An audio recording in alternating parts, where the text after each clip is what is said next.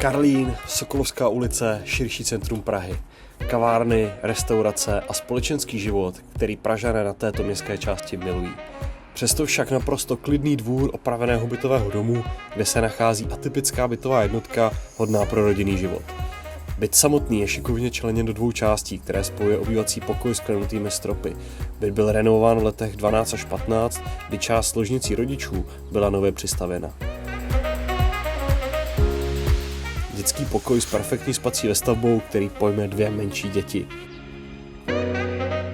Část rodičů má svoji samostatnou koupelnu. V přízemním podlaží dále pracovní kout a prostornou vestavnou knihovnu, která krásně zapadá pod dubové schodiště. Po něm se dostanete do ložnice rodičů s balkonem do dvora. V bytě může zůstat veškerý důležitý nábytek, nastěhovat se tak můžete bez dalších starostí. Pokud hledáte nekonformní bydlení ve vyhledávané lokalitě, bude tento byt to pravé pro vás. Ozvěte se mi, rád vás pozvu na prohlídku.